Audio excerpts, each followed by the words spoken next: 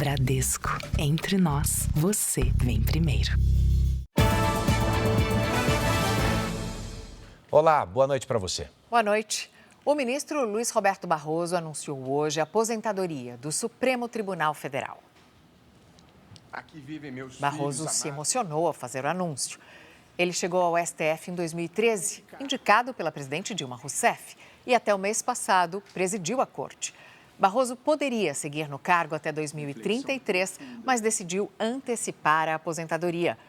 Recentemente, Barroso foi alvo de sanções do governo dos Estados Unidos e a cobertura completa sobre a saída de Luiz Roberto Barroso do Supremo Tribunal Federal você acompanha ainda nesta edição do Jornal da Record.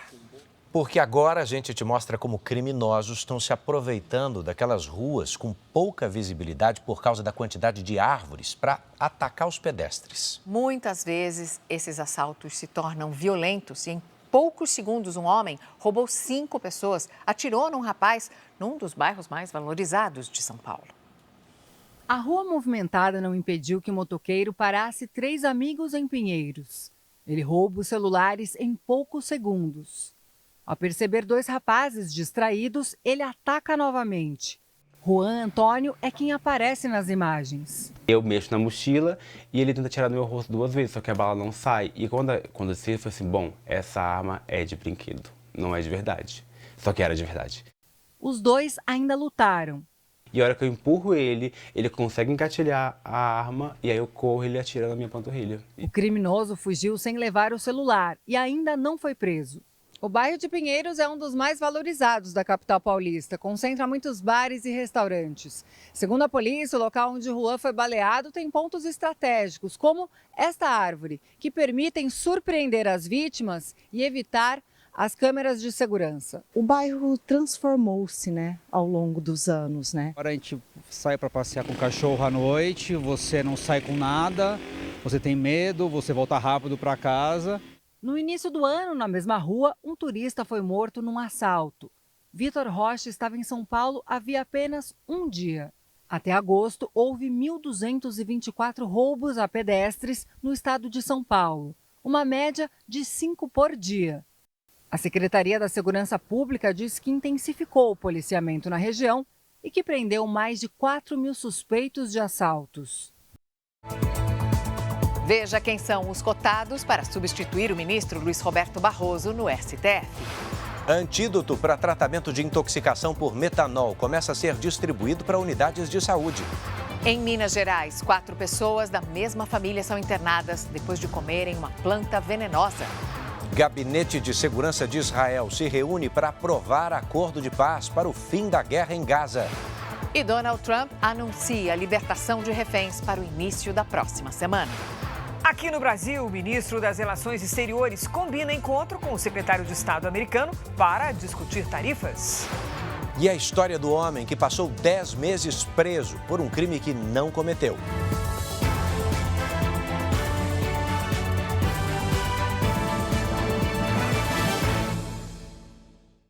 Oferecimento Bradesco e Agro. Isso que é dupla raiz.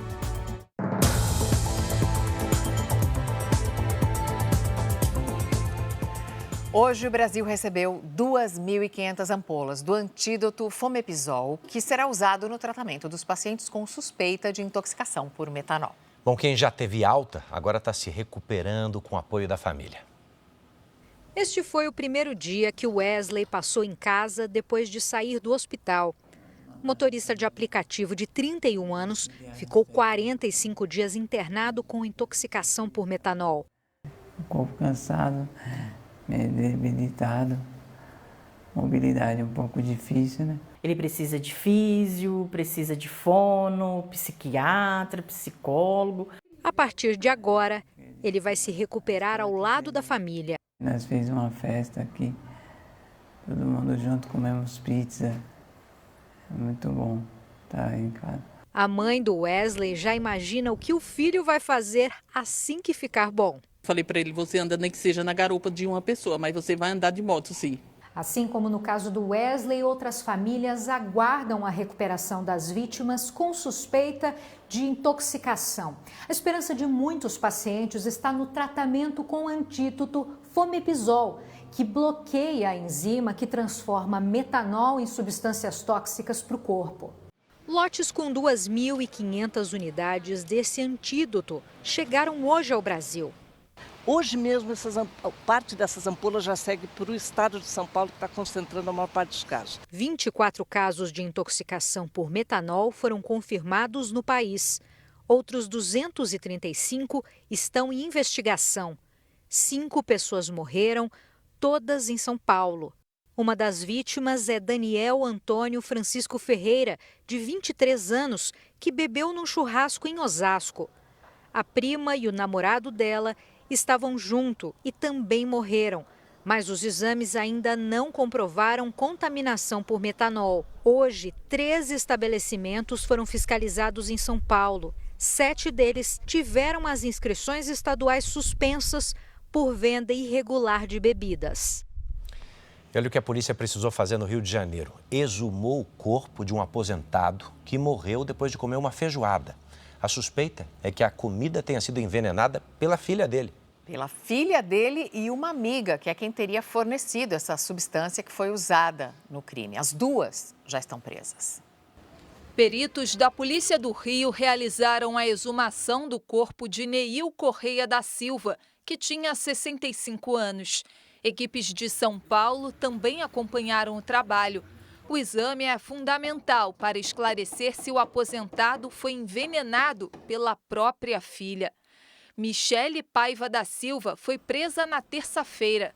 Ela e uma antiga amiga da Faculdade de Direito, Ana Paula Veloso, são suspeitas do envenenamento. Teve uma motivação financeira, a Michele teria pago um valor aproximadamente de R$ 1.400 a Ana Paula para fazer esse serviço, como elas chamam. Segundo a investigação, o aposentado morreu horas depois de comer uma feijoada.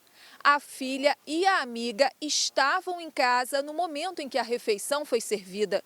O atestado de óbito apontou como causa da morte insuficiência respiratória, o que inicialmente não levantou suspeitas.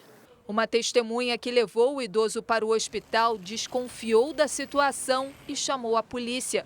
Ana Paula também é suspeita de ter envenenado outras 3 vítimas em São Paulo. O perfil dela, tudo que está demonstrado na investigação é de que se trata mesmo de uma serial killer. A defesa das suspeitas não foi encontrada. Exclusivo. A polícia investiga se um garoto de 9 anos foi intoxicado ao consumir balas de goma oferecidas por um estranho em um shopping center de São Paulo. O menino está internado na UTI e ele teria comido ao menos 5 balas. O caso aconteceu neste shopping na zona norte da capital paulista. Em depoimento à polícia, a mãe contou que o menino aguardava num banco a avó retornar do banheiro. Nesse momento, um jovem se aproximou e ofereceu balas de goma. Na primeira oferta, ele não aceitou, mas em seguida pegou os doces e comeu.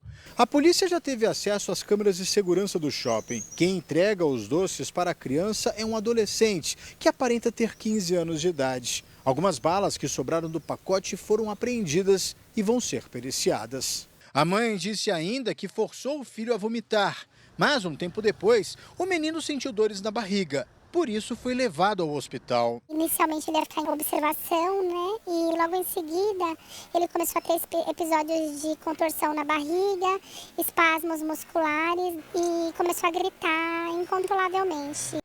Em nota, o shopping afirmou que presta suporte à família e colabora com as autoridades. O menino está internado na UTI de um hospital particular de São Paulo. Eu acho que a gente tem que cultivar nas crianças de hoje em dia que o mundo é bom, mas que a gente tem que ter um pouco de cuidado, porque pessoas ruins existem, de verdade. Um dos chefes do Comando Vermelho foi morto numa operação policial no Rio. Segundo a polícia, ele era o responsável por coordenar as invasões em comunidades rivais. O som dos tiros acordou os moradores da Chacrinha, na Praça Seca, zona sudoeste do Rio. Uma operação de guerra foi montada pela Polícia Civil com helicópteros e blindados. Os agentes estavam à procura de Igor Freitas de Andrade, de 28 anos, Conhecido como Matuê, ele é apontado como chefe do tráfico de drogas da comunidade da Gardênia, na mesma região, e também uma das lideranças do Comando Vermelho. Houve confronto. O criminoso e 2 homens que seriam seguranças foram atingidos e morreram no hospital. Foragido desde 2019, após indulto, Matuê tinha 3 mandados de prisão em aberto, por homicídio qualificado e tráfico de drogas. Segundo a polícia, ele coordenava pessoalmente as invasões do Comando Vermelho às comunidades controladas pela milícia ou por facções rivais. Com um perfil violento, Matuê teria envolvimento no assassinato do policial civil José Antônio Lourenço, na Cidade de Deus, em maio deste ano. Fica aqui o recado, fica aqui o aviso: não ataquem a Polícia Civil, não ataquem os nossos policiais. A resposta vem e vem à altura. A Polícia Federal cumpriu mandados de busca e apreensão em 8 estados e no Distrito Federal, em nova etapa das investigações sobre as fraudes no INSS. Os agentes da PF apreenderam carros de luxo num total de 27 veículos. Também foram encontrados R$135 mil em dinheiro, uma arma de fogo e mais de 30 relógios de alto valor. 66 mandados de busca e apreensão foram cumpridos com autorização do Supremo Tribunal Federal. Um dos alvos foi o Sindicato Nacional dos Aposentados, Pensionistas e Idosos, que tem como vice-presidente José Ferreira da Silva, conhecido como Frei Chico. Em nota, o Sindinap informou que os advogados não tiveram acesso ao inquérito policial nem aos fundamentos da decisão da Justiça, mas vai comprovar a lisura e legalidade da atuação. A CPI mista do INSS já havia marcado para hoje o depoimento do presidente do sindicato, Milton Batista de Souza Filho. Ele usou a ação policial desta manhã como justificativa para não responder às perguntas dos deputados e senadores. Ele foi alvo, às 6h30 da manhã, da nova fase da Operação Sem Desconto. Ele estava aqui, já presente. Como não tinha ninguém em sua casa foi arrombada. Ele não tem condição psicológica de poder falar. O que aconteceu hoje, eu me sinto não confortável para poder estar respondendo as perguntas dos senhores e senhoras. O presidente da CPMI anunciou que os integrantes da comissão devem analisar o pedido de convocação do vice-presidente do sindicato. Eu entendo que é urgente que nós coloquemos em votação a convocação do chamado Frei Chico, irmão do presidente Lula. Hora da previsão do tempo, amanhã é sexta-feira, muita gente se programando. Lidiane Sayuri com a gente, quais os destaques para essa sexta, Lid? Boa noite. Oi, Edu, olha só, amanhã é o último dia de friozinho no Sudeste e de alerta de temporais também. Boa noite a você. Mariana, boa noite. E uma boa noite a você que está com a gente. Amanhã, a circulação de ventos provoca tempestades entre São Paulo e o sul de Minas Gerais. Em Florianópolis, dia nublado, com chuva a qualquer hora, máxima de 21 graus. Em São Paulo, a chuva pode vir forte a qualquer momento, faz apenas 20 graus. Em Campo Grande, calor de 34, com pancadas isoladas à tarde. Hoje, os maiores volumes de chuva foram registrados no Rio de Janeiro e litoral de São Paulo. As imagens de satélite mostram as instabilidades mais concentradas na região norte. Amanhã, a frente fria causa pancadas de chuva entre o Rio de Janeiro, Espírito Santo e sul da Bahia. Tem alerta de temporais do Amazonas até Tocantins. E as instabilidades se espalham também por Mato Grosso, sul de Goiás e Mato Grosso do Sul.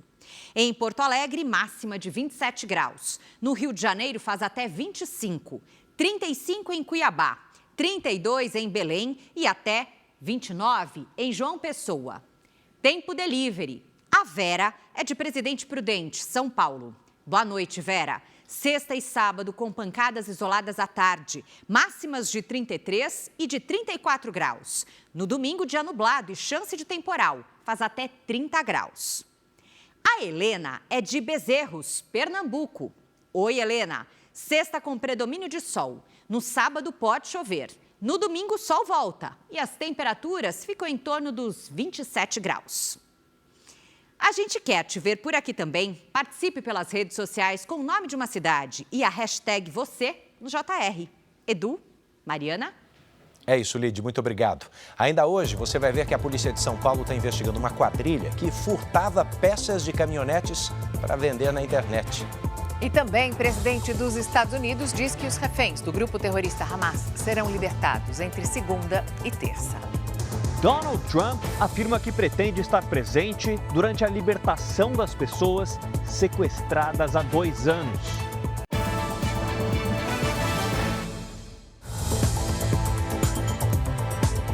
A inflação oficial fechou o mês de setembro em 0,48%, contra uma deflação de 0,11% em agosto.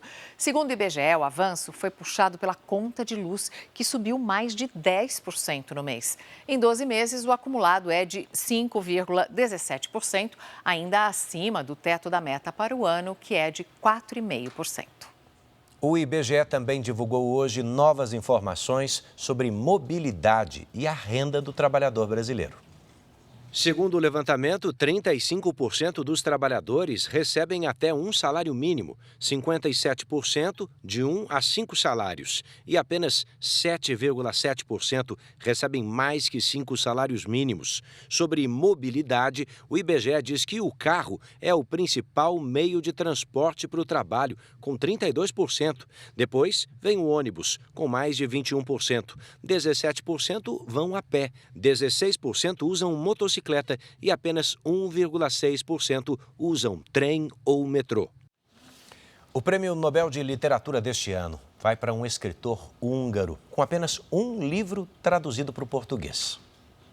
O prêmio reconhece a obra de László Krasznahorkai pela escrita instigante e visionária. O livro mais famoso é Satan Tango, o único traduzido para o português e que já foi adaptado para o cinema, o que levou o autor ao sucesso internacional. A história acompanha a chegada de um homem misterioso a uma aldeia. Atualmente, László, de 71 anos, vive recluso numa vila na Hungria. O escritor disse que sua maior inspiração é o próprio ser humano. Amanhã, a seleção brasileira faz o primeiro dos 2 amistosos na Ásia. Encara os sul-coreanos como preparativo para a Copa do Mundo do ano que vem. A nossa correspondente na Ásia, Silvia Kikuchi, acompanhou o treino de hoje. Olhando assim, tudo parece estar pronto para a Coreia do Sul e Brasil. Mas sempre é tempo de um último ajuste. Este é o gramado onde os brasileiros entram em campo amanhã. Os jogadores treinam finalizações, jogadas ensaiadas, posicionamentos táticos. Mas com risco de chuva, a comissão técnica faz ajustes no plano de jogo para se adaptar às condições do clima. O atacante Matheus Cunha disse que este é o momento de entender a visão de Ancelotti para a Copa. A gente está no momento de moldar, de moldar a equipe, de já ter quase um plano traçado para o que vai ser os nossos próximos jogos, para o que vai ser o projeto do Mundial. O amistoso será o 5º jogo do Brasil com o técnico Carlo Ancelotti. É pouco tempo, mas o italiano deixou claro que deseja. O objetivo tem que ser, ganhar o Mundial e não ser o melhor jogador do mundo no Mundial. O time titular deve ter Bento, Vitinho, Éder Militão, Gabriel Magalhães e Douglas Santos. Casemiro, Bruno Guimarães e Matheus Cunha. Estevão e Rodrigo nas pontas e Vini Júnior centralizado no ataque. Mariana Edu, eu fico por aqui. Obrigada, Bruno. Veja, ainda hoje, em Minas Gerais, 4 pessoas da mesma família são hospitalizadas depois de comer uma planta tóxica que eles pensavam que era couve. Já no próximo bloco, o ministro da Fazenda defende uma correção das distorções do sistema tributário, depois da derrota que o governo sofreu no Congresso. Presidente Lula sugere taxação de fintechs para aumentar a arrecadação.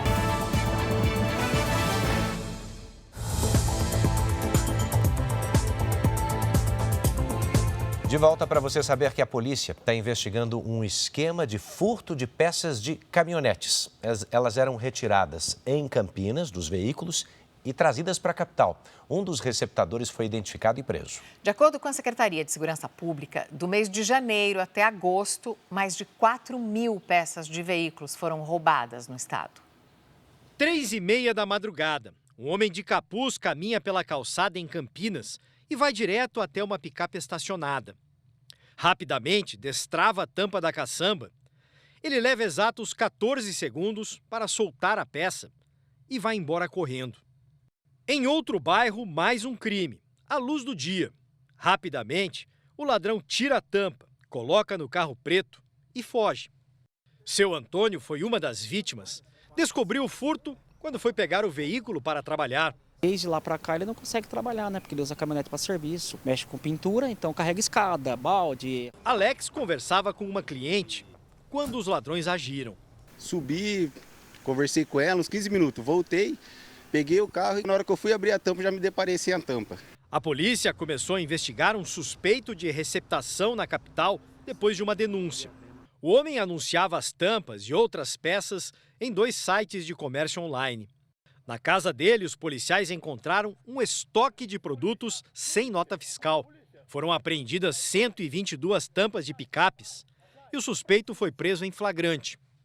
A polícia já descobriu a origem de 15 tampas furtadas e tenta localizar outras vítimas.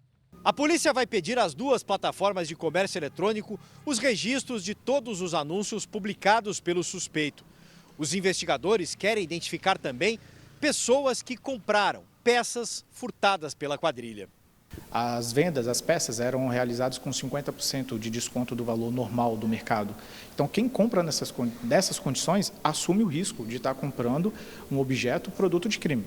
Depois do susto, seu Antônio recuperou a tampa do carro e já pode voltar a trabalhar.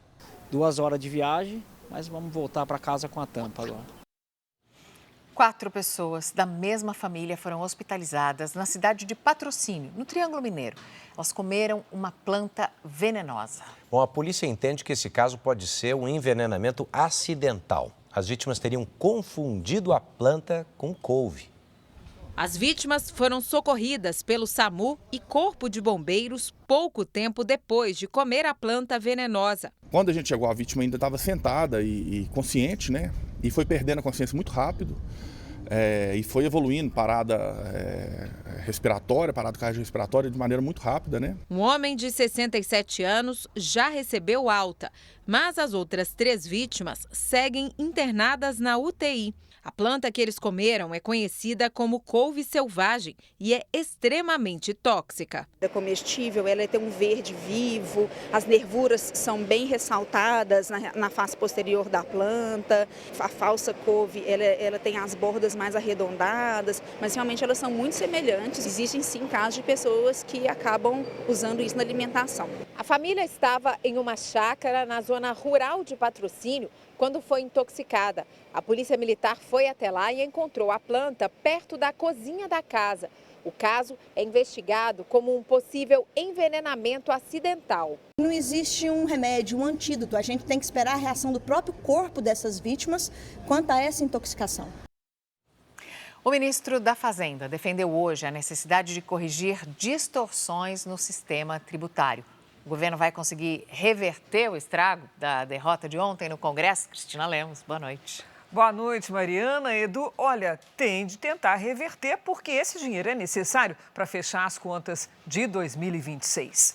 O presidente Lula marcou uma reunião com ministros para a semana que vem para discutir como recuperar cerca de 17 bilhões de reais perdidos nessa derrota, isso em arrecadação para 2026.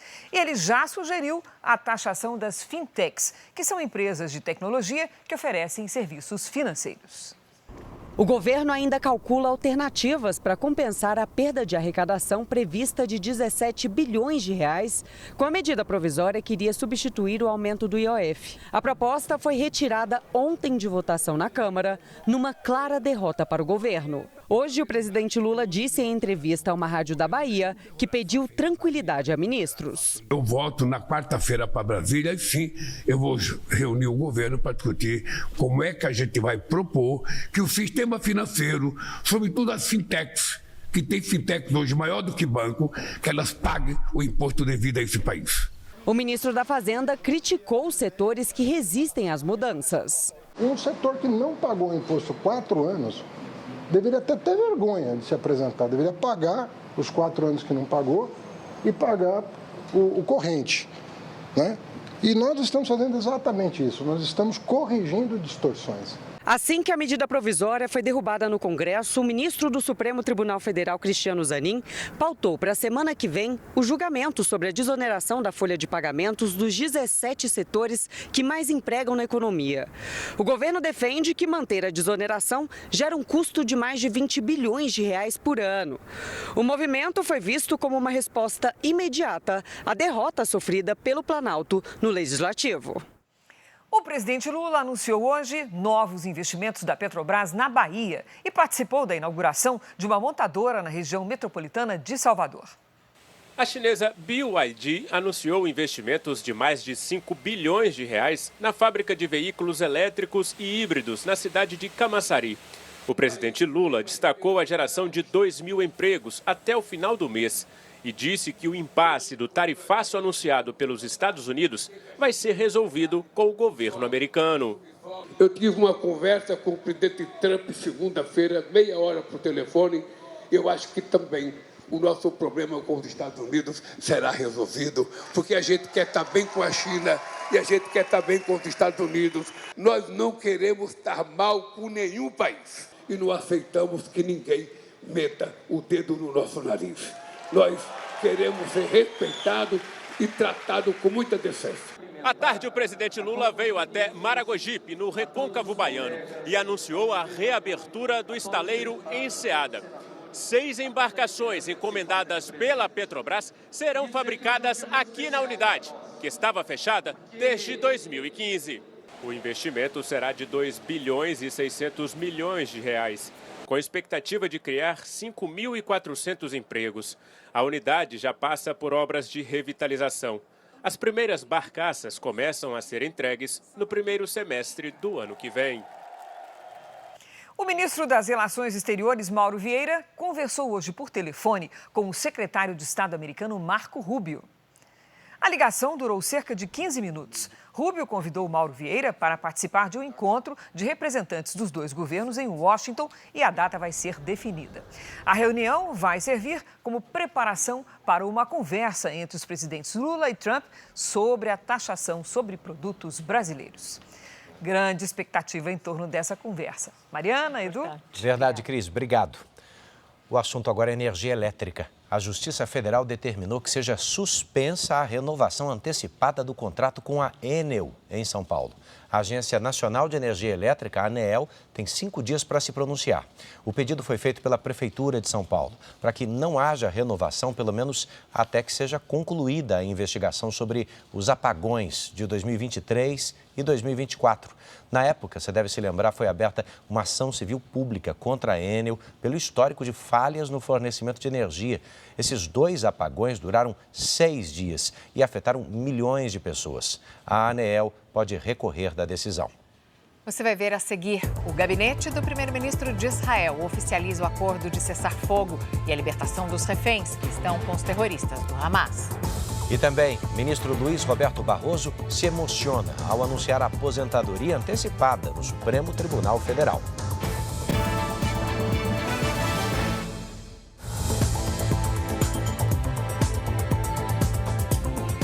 O presidente dos Estados Unidos, Donald Trump, anunciou a libertação dos reféns israelenses pelos terroristas do Hamas para o início da próxima semana. Trump disse que pretende viajar ao Egito para a cerimônia que deve oficializar o fim da guerra.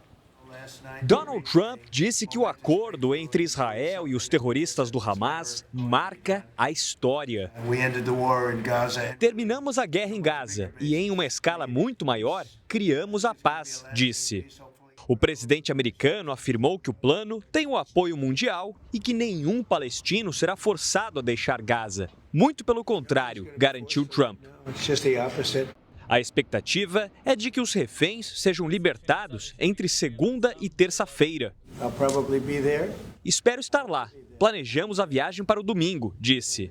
Donald Trump deve participar no Egito da cerimônia de assinatura oficial do acordo de paz. Ele também vai para Israel. O presidente americano afirmou estar disposto a discursar no parlamento israelense após convite do premier Benjamin Netanyahu. Durante visita do presidente da Finlândia à Casa Branca, Trump foi questionado se poderia ganhar o Prêmio Nobel da Paz. Ele disse que parou 8 guerras em 9 meses. No entanto, negou que tenha feito isso para ser reconhecido. O comitê norueguês do Nobel vai anunciar o vencedor amanhã. Hoje, o chefe de negociações dos terroristas do Hamas confirmou o acordo para iniciar um cessar-fogo permanente e disse que tomou a decisão para preservar a vida dos palestinos. O gabinete do primeiro-ministro de Israel oficializou o acordo de cessar-fogo em Gaza e a libertação de reféns que ainda estão com os terroristas do Hamas. Houve comemorações dos dois lados da fronteira. Um clima de festa que não era visto desde os ataques terroristas do Hamas em 2023. Em Tel Aviv, um homem fantasiado de Donald Trump foi a atração. As pessoas agradeceram ao presidente americano pela aprovação do acordo. I'm grateful for President Trump. Desde as primeiras horas da quinta-feira, os israelenses sabiam para onde ir em um dia que esperavam havia 2 anos. O local que ganhou o nome de Praça dos Sequestrados, por receber encontros e manifestações de parentes dos reféns. É a primeira vez que eu venho aqui e não está aquele clima assim de pesado, né, de pessoas tristes. Num discurso, o ex-refém Omer Shantov pediu para que todos continuem orando e mandando energias positivas para a volta de todos os sequestrados. Um fazendeiro israelense escreveu no campo a mensagem Nobel para Trump, em referência ao Prêmio Nobel da Paz. Em Jerusalém, o primeiro-ministro israelense Benjamin Netanyahu reuniu o governo para validar oficialmente a proposta aprovada no Egito.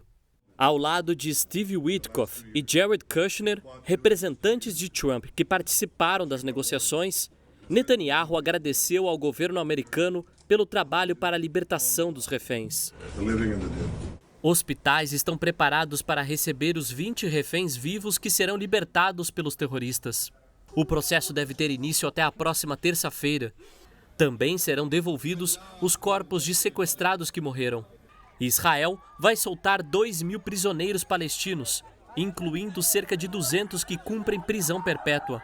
Na faixa de Gaza, equipes de emergência também comemoraram o anúncio do acordo. O cessar-fogo abre caminho para que mais ajuda humanitária seja entregue aos civis. Para esse cientista político de Israel, o maior desafio será fazer com que os terroristas do Hamas entreguem as armas, porque sem isso é improvável que o exército se retire de Gaza, o que pode dificultar a reconstrução do território conforme o plano de paz.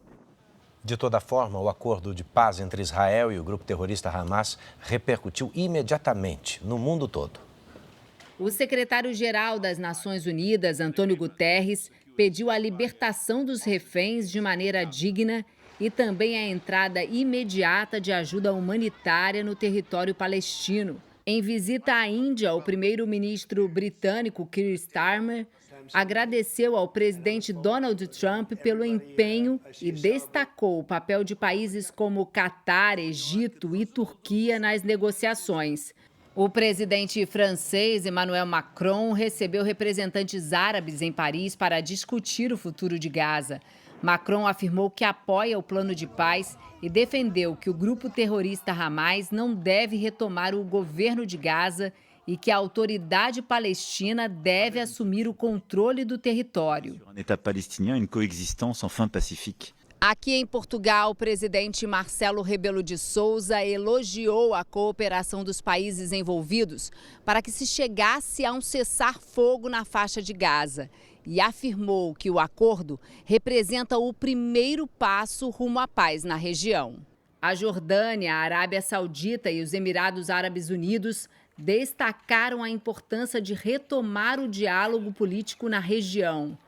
Em nota, o governo brasileiro saudou o acordo e reconheceu o importante papel desempenhado pelos Estados Unidos, com destaque para a dimensão humanitária do cessar-fogo. A inadimplência voltou a bater recorde em setembro. mais brasileiros afirmam não conseguir pagar suas dívidas. Patrícia Lages, muito boa noite. Olha, o número de pessoas endividadas vem aumentando, tanto que chegamos a um recorde, né? Os últimos 15 anos, o maior número. Exatamente, Mariana. Boa noite para você, boa noite, Edu. Boa noite a você de casa. A alta dos juros e o endividamento crescente agravam o cenário financeiro das famílias brasileiras.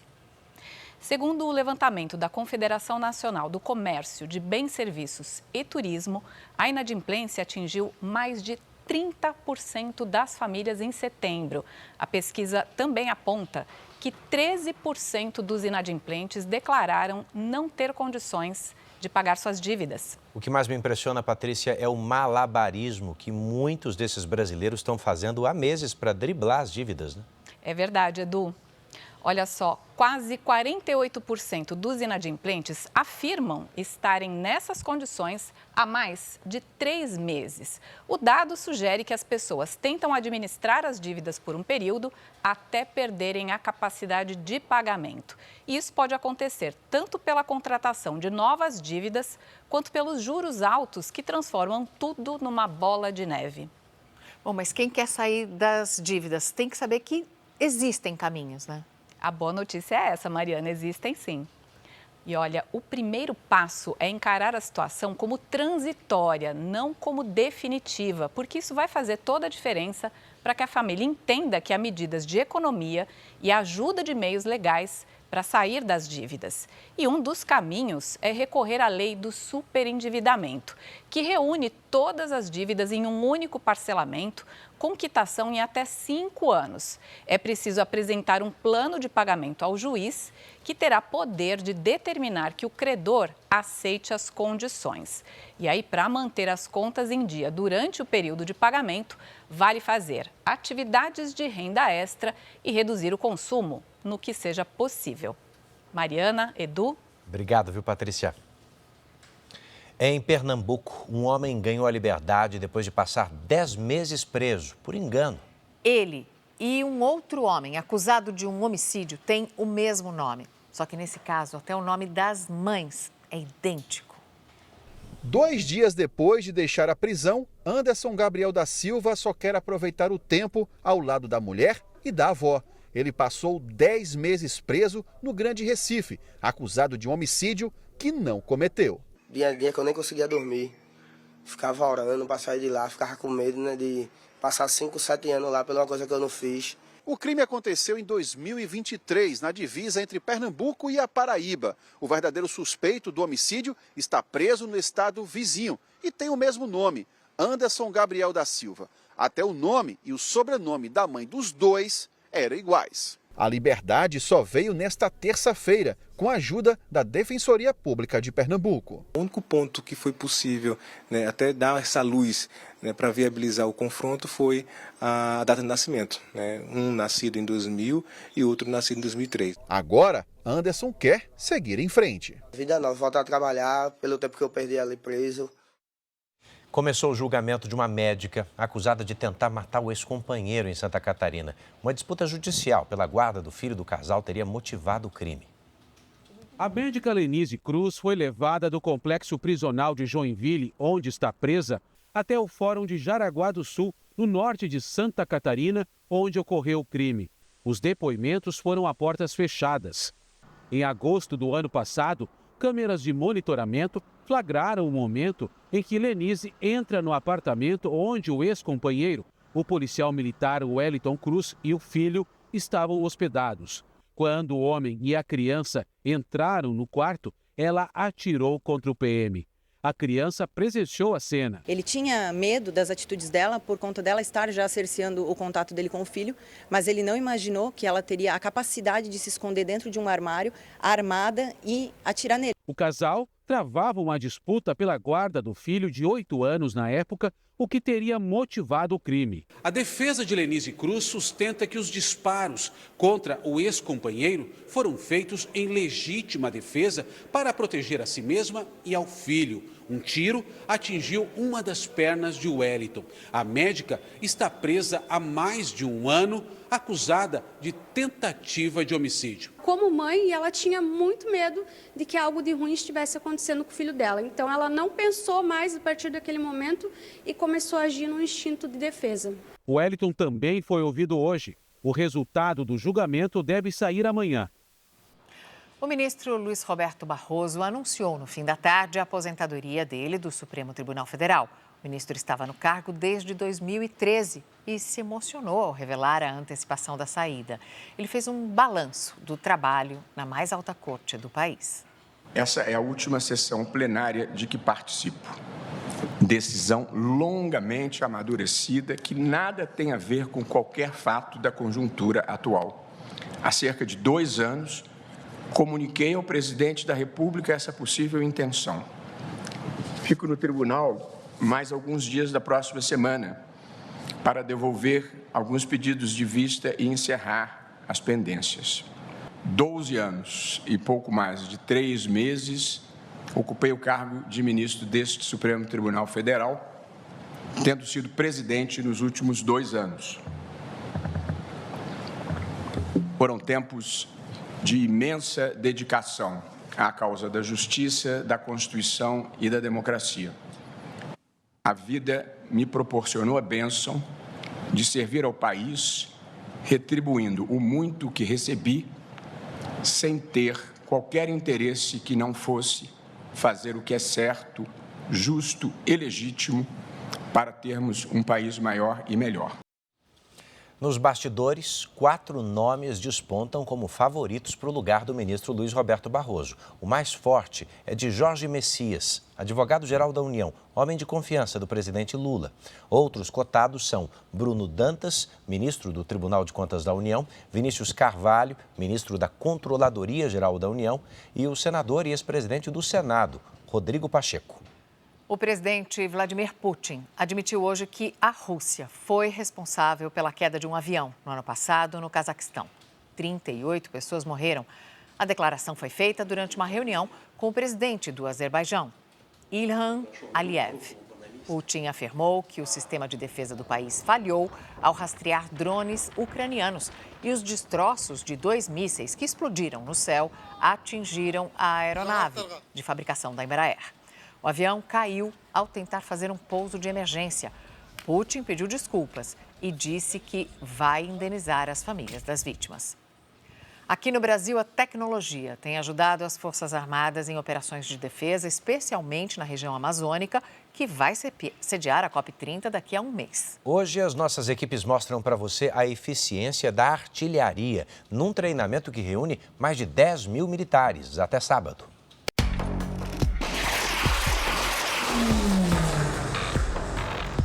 Cada disparo mostra o poder do arsenal brasileiro. Entre as principais armas está o obuseiro, canhão capaz de abrir caminho em qualquer terreno.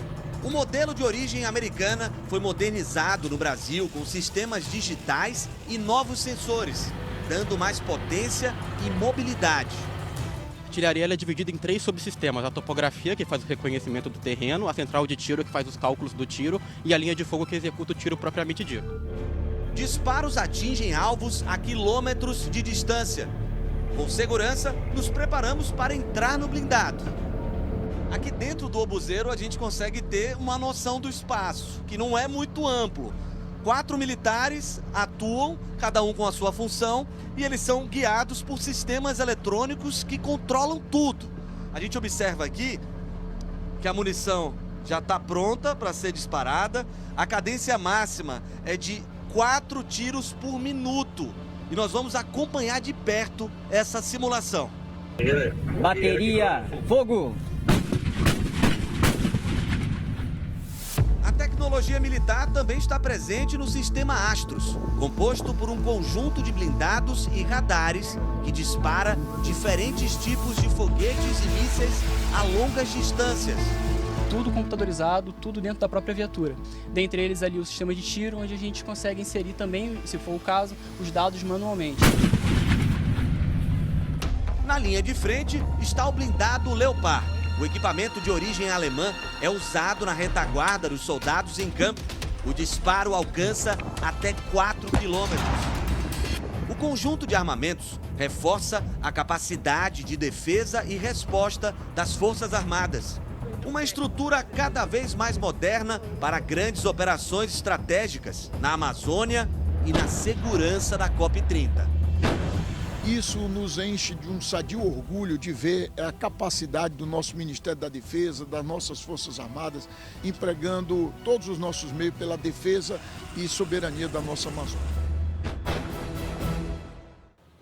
O Jornal da Record volta à 00:30. Enquanto isso, você pode conferir as reportagens dessa edição no Record Plus e em todas as nossas plataformas digitais. E você já sabe que a programação da Record está disponível ao vivo e de graça no Record Plus. Fique agora com o penúltimo episódio de A Vida de Jó e logo depois de Reis tem eliminação ao vivo em A Fazenda. Entre no r7.com e vote no seu peão preferido. Uma boa noite. Boa noite e até amanhã.